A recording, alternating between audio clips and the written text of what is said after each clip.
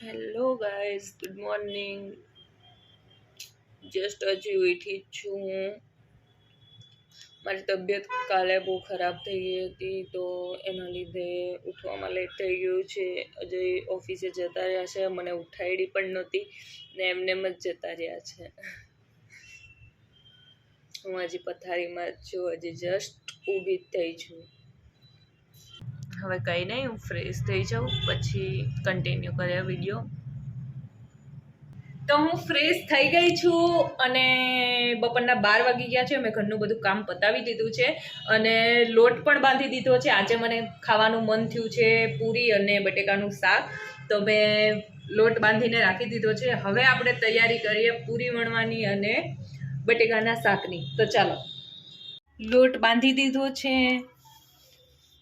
અને તમે કઈ રીતના પૂરી વણો એ પણ કહેજો. હું પણ આમ નાની નાની કરીને પણ વણું છું, પણ આજે 2 જણા માટે બનાવવાનું છે તો ખોટું એમાં વાર લાગે. એના કરતાં આ રીતના એક મોટી રોટલી કરી નાખું અને પછી આવો ધારવાળો ગ્લાસ લઈને ડાયરેક્ટ 5 પૂરી એ કાંઈ આમાંથી 5 તો ન બની, 4 બની. આટલી પૂરી થઈ ગઈ છે આપણી તૈયાર.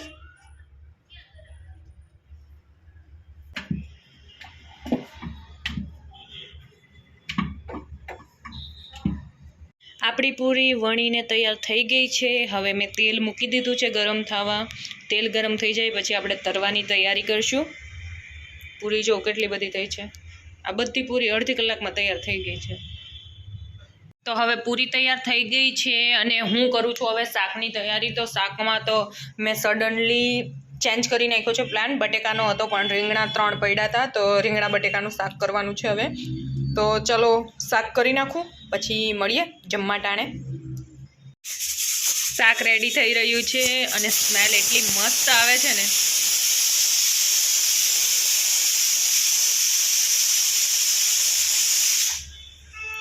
શાક રેડી થઈ રહ્યું છે અને સ્મેલ એટલી સરસ આવે છે.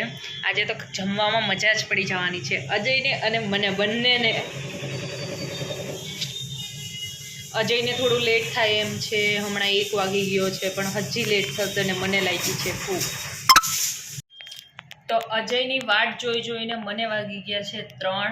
1 વાગ્યાના કહે છે હમણાં આવું, કામ આવી ગયું છે, થોડી વાર લાગશે કરીને. વારાફરતી એમને કામ આવ્યા જ રાખે છે, તો વાર લાગે છે. તો હવે એમને મોડું થશે તો હું જમી લઉં છું.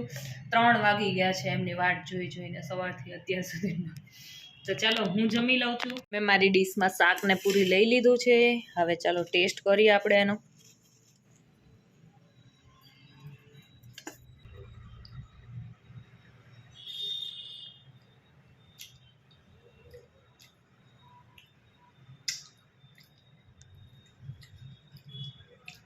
પ્રીતિ બનાવે એમાં કાંઈ ઘટે ન ઘટે. તો ચાલો હવે હું શાંતિથી જમી લઉં. હવે આગળની અપડેટ પછી આપું તમને. જો આ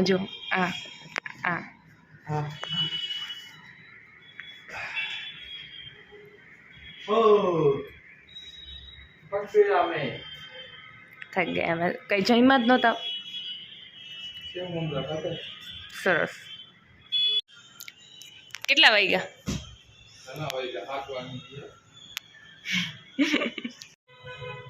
7 વાગે ઘરે આવ્યા છે અને કે લાઈ ફટાફટ ખાવાનું માંગે છે. મારે દીકરીયું હવાનું ભૂખ્યું હતું. સારું, તો એમને હું જમવાનું દઈ દઉં છું હવે.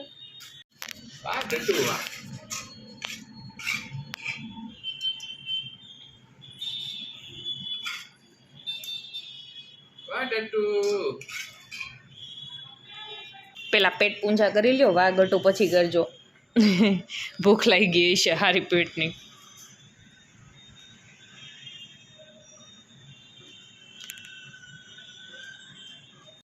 વાગે ખાધું તમારે વાટે. 7 વાગે આવીને ઢીંગલો હમણાં લંચ કરે છે બપોરનું.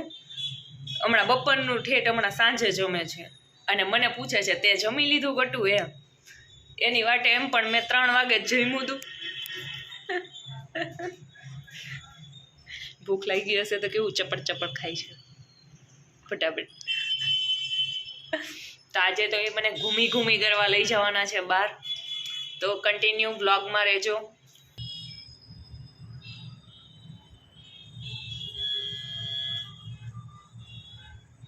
બહાર ઠંડી બહુ છે એટલે રેડી થવું પડે.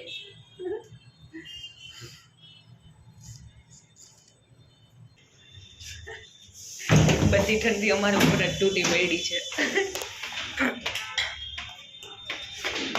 અજય મને ઘૂમી કરવા લઈ જાય છે, પણ આ વાત ખોટી છે. એ મને શાકભાજી લેવા લઈ જાય છે. તો ચાલો રાજકોટ ફરી લ્યો બધાય.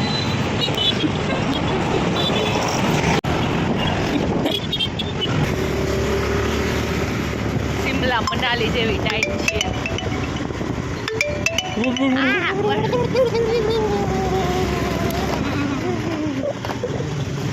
બરફ પડ્યો હોય રાજકોટમાં એવી જ ટાઈટ છે હો. પણ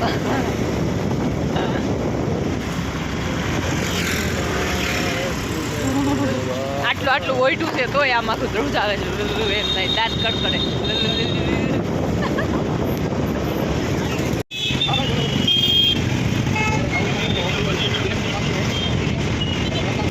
શાકભાજી લેવાઈ ગયું છે અને હવે આવ્યા છે અમે સોડા પીવા માટે. જો અહીંયા તમને પેટના દર્દ માટે પછી આદુ ફુદીના લીંબુની ને હાજમા હજમની સોડા મળશે. મેડમજીને દેવું પડે કા કયા હાથે પકડું. ચાલો હવે હું સોડા પી લઉં મસ્તીની.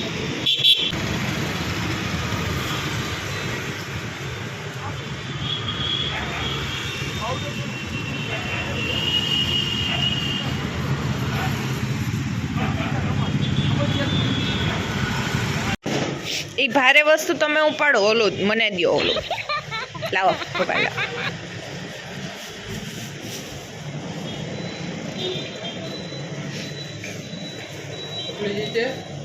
આવી ગયું બધું. ઘરમાં આવીએ ને શાંતિ થાય. ગરમ હવા લાગે કંઈક.